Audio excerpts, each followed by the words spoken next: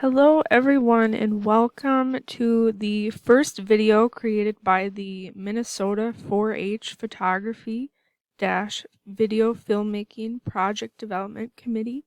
Long name. My name is Cora and I'm the creator of this slideshow along with the help of the committee, especially Jillian Bell and Carol Skelly. And today I'll be guiding you through how to prepare your 4-H photos for the fair. And this applies to your county fair as well as if you are able to move on excuse me, to the state fair. So this tutorial, you won't have to change anything if you continue to the state fair. So let's begin. So single photograph presentations. So if you're just showing one photo and not like a set of photos of like flowers or whatever, this first part is just for single photos. As you can see here, there's kind of two main display strategies you can go for. You can see right here, this is the window mat display option. So you kind of have like a cardboard frame per se. No glass. Glass isn't usually allowed. So this is just a cardboard frame that kind of lines up your picture on top of a foam board with your print. Or you can just go kind of basic. This white part is just the foam board you can buy, and you don't have to put the cardboard mat on top of that. It's also optional to have a title if you want. You can move it to the side here, or you can center it. It's kind of a personal choice there. So if you are going for the matting, you can buy it at stores like Michael's has them. And you can see here they're kind of wrapped in plastic. You have a few options. There's single mat, which is just like one piece of cardboard, or there's a double mat where you can see this is a piece and then this is a piece. It's a personal option. You won't be judged higher or lower based on your mat unless it's damaged or dirty. So you just want to make sure, single or double doesn't matter, just make sure, look for any large dents in the mats or any scrapes or cuts. You don't want any defects because you want a nice clean presentation. Neutral colors are the least distracting, like black, white, tan, or gray. So those are the colors of the mats that we usually recommend. Although accent colors, like you can see reds or blues, those usually aren't banned at all. So if you really feel that it adds to the image, it's allowed. I'd refer you to your county's premium book for any specific rules about the colors, but usually there's no restrictions there. We just recommend the neutrals. So what you want to look at here to make sure you get the appropriate size. The print size, print just means when you print out your picture, the physical copy of the picture is called a print. So here are some typical print sizes that we have. 4x6, 5x7, and 8x10.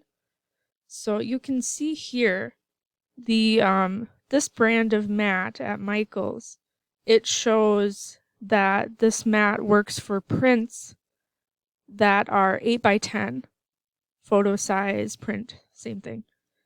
And then the actual mat, so the outside edge of the mat, is 11x14. So you can kind of use this as a guideline. Like here we have the 8x10 print size, and the window mat size is 11x14. And the backboard, which we'll talk about in a second, is a foam piece of board that you'll mount your print on, and then the frame mat will go over top of that. So you'll want the backboard to be the same size as the window mat. And I'll explain that in a second. So some notes on the backboards or foam board, it's also called. If you go to Michael's, I just took this picture of the shelf. They have these large boards that people use for school, and they're bigger sizes. But I personally recommend getting your foam board pre-cut because it's really easy to get like a messy edge when you're trying to cut it at home, and that can count against your score if you have like a messy, jagged edge to the cut. So I really recommend they have in another section the usual size is the 8x10, 11x14 pre-cut. Or some services like Michael's, they have like the framing counter you could go to, and they might even cut this larger board down to size for you. They have like special tools to get a clean cut. It might cost you $1 or $2, or sometimes they'll do it for free. So you have a few options. Let's see. So there's some other options you have for the backboard. There's rag board, double thickness tag board, or foam board, which we talked about in the previous slide.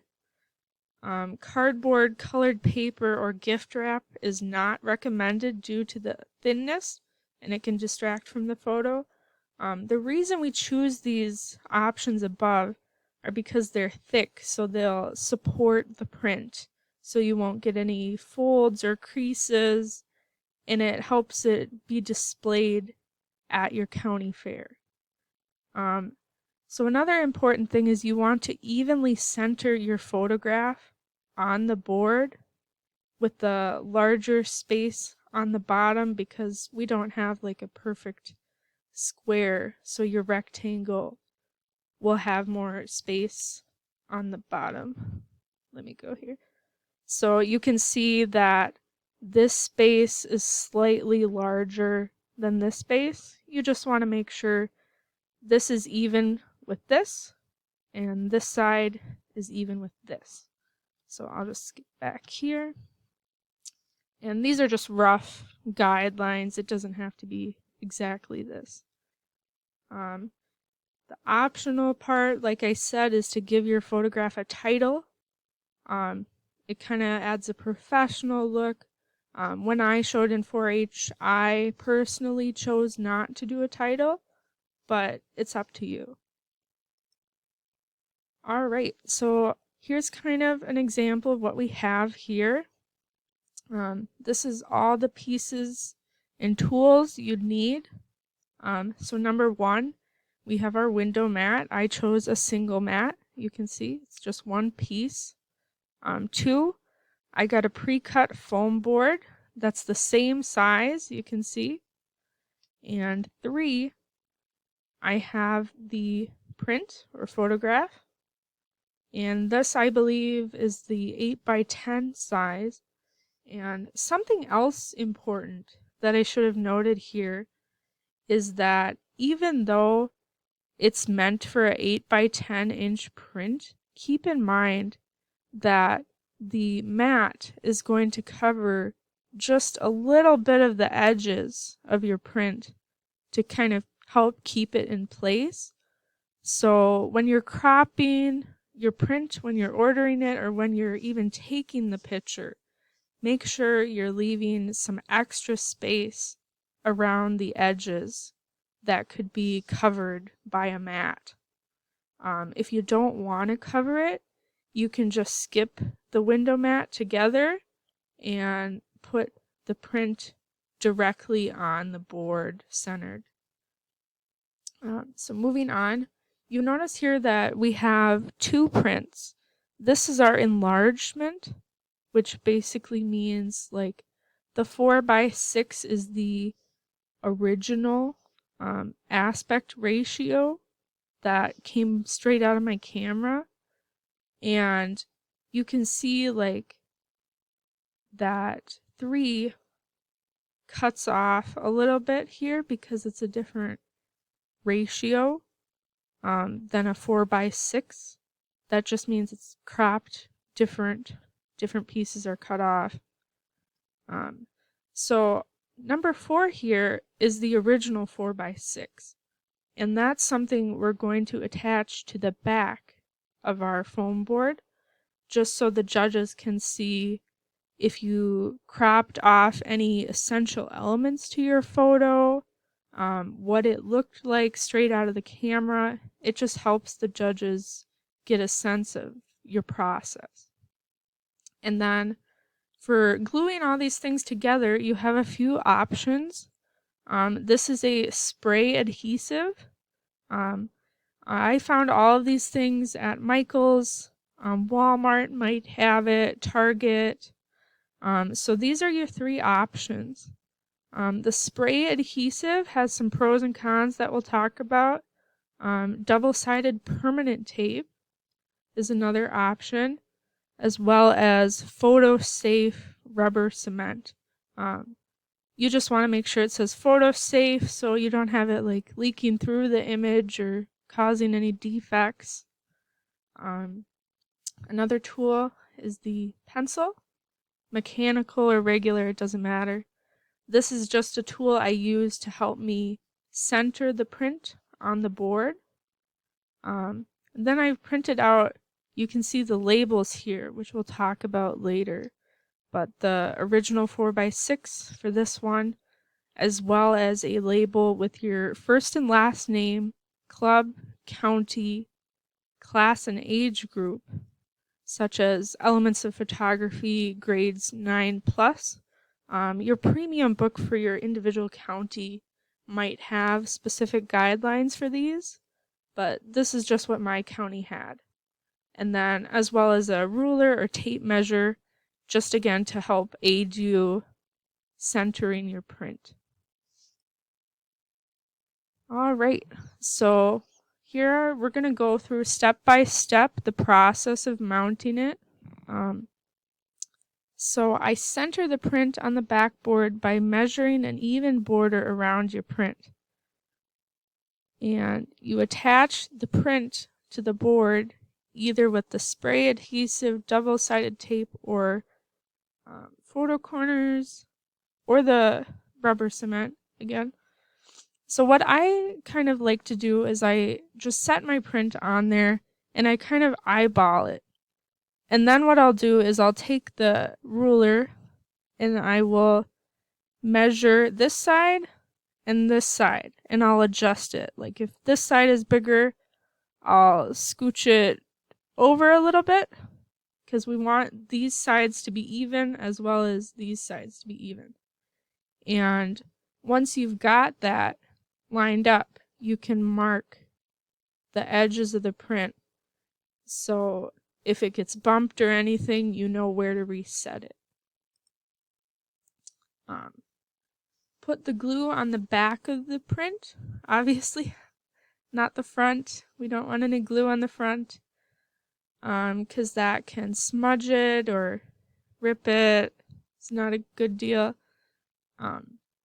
You want to work quickly before the glue dries. You have about 30 seconds to a minute from spraying till your print should be attached.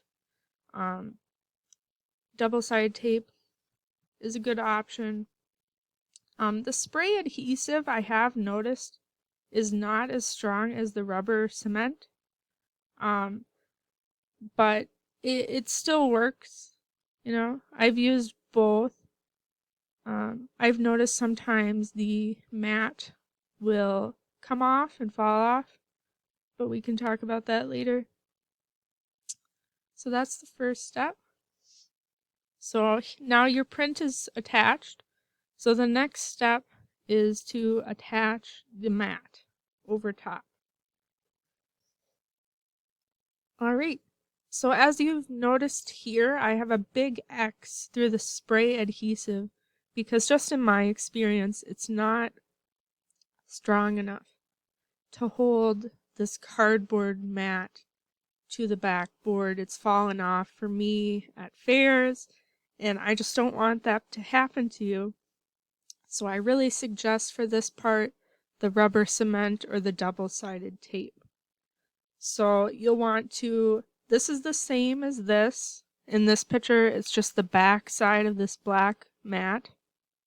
So you'll flip it over, you'll apply the rubber cement or the double-sided tape, and then you'll attach it. Something I like to do is kind of pinch the corners a little bit to make sure the mat is lined up with the backboard as much as possible. You can press the mat onto the foam board for at least 30 seconds or follow the instructions on the glue. We just want a nice strong bond there. Or you can even, I've done this, leave a large heavy book like a dictionary or a textbook on top of it overnight. So that's another option. Ooh, okay. Here's another option. I haven't personally done this method, but it's another way. Here's like a diagram of it. So you kind of tape the seam. So this is your mat, and this is the board and the print. So you kind of just make like a hinge. So you could, if you wanted to reuse the mat and the foam board every year, you could just open the hinge, put a new picture in, and shut it. So that's another option for you. Lastly, the 4x6. Check your county premium book again. I know mine asked for this 4x6 and very few people read the premium book, so it wasn't, lots of people didn't do it, but you really should have this original 4x6 and then just label it, and also include a label with your identifying information in the class.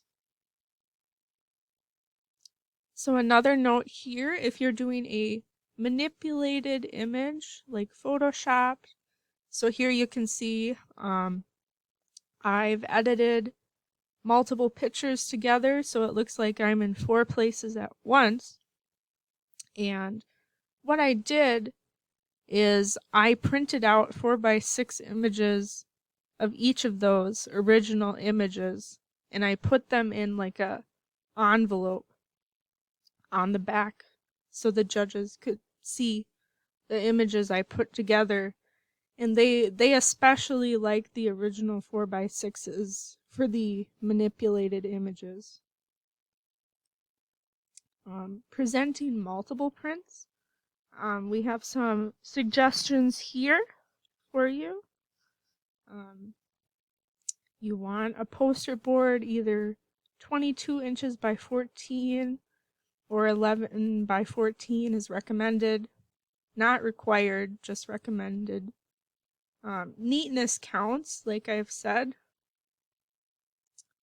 You can make stencil letters if you want, or type some titles. Evenly disperse the photographs on the poster board. Don't leave too much negative space, so you wouldn't want like 1 or 2 images on a huge board. That's what that means. Titles are encouraged for multiple prints to help tell the story. Like if you have a bunch of flower pictures, you might say flowers in my garden, or the color blue, or whatever title you want. Make sure you clean up any over gluing, like glue strings. You get little thin spider webby strings. Pick all those off. Make sure everything looks good. So here's some example layouts. These examples are on a 22 by 14 board. So you could have 4 4x6 images kind of cascading down. You could have 5 side by side. You can also mix the sizes of the prints. So here we have 2 5x7 and 4 4x6s. Some different options of layouts we've created here for you. Here's on a 11x14, so if you want to do it a little smaller with less images, here's some options. Panoramas or odd size photographs. Kind of all depends. Here's a 4x12, and then you can cut the mat in half if you want to better fit your print. So it kind of just depends. Just try to make everything look neat. Here's a tutorial on photo weaving, which is a really cool technique you should look up. And here's some more helpful links. Here's a link to the Minnesota State Fair photography judging sheet. The winners of 2016 with judges' comments. The Minnesota 4-H photography page is here. There's a lot of useful links there. And also, again, please make sure you look at your county's specific premium book for any additional rules or guidelines. All right, and that's all we have today. Thank you for listening to our first video made by the committee. If you have any questions, please feel free to reach out to us. Our email is mn4hphotopdc@gmail.com. Minnesota 4-H photopdc@gmail.com. Please reach out to us there. We've also created an Instagram account, mn_4h_photo_PDC. So please DM us or email us your questions or comments. We appreciate your feedback. Thank you. Bye.